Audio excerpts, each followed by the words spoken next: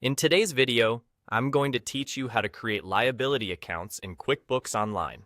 This is a crucial skill for anyone managing their business's finances, as it allows for better tracking and management of your company's liabilities. Let's dive into it.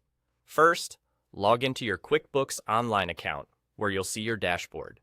We're going to start by navigating to a key feature in QuickBooks.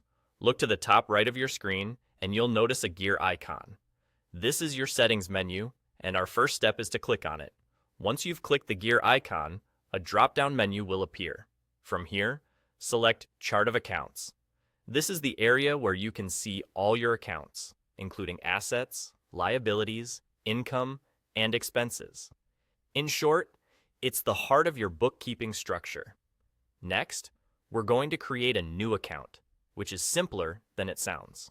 On the top right corner of your Chart of Accounts page, you'll see an option to Add Account. Go ahead and click on it. You are now taking the first step in setting up your new liability account. The first thing you'll need to do is give your liability account a name.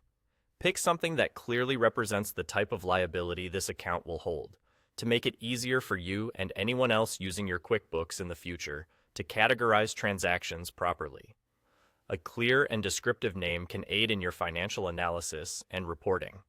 After naming your account, the next step is to select the account type. You have a couple of choices here. You can choose between other current liabilities or long-term liabilities. Your choice will depend on how long you expect the liability to be outstanding.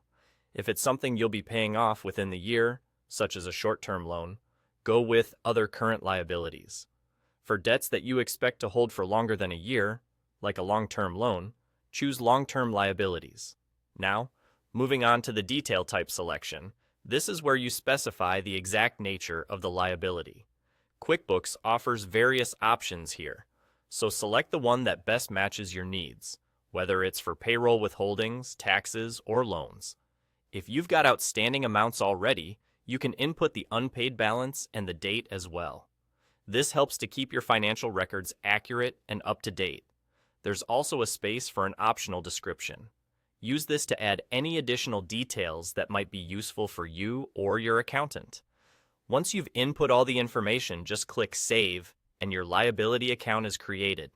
Now, whenever you're entering expense type transactions in QuickBooks, you'll have the option to select this liability account, ensuring your records reflect true and accurate financial health.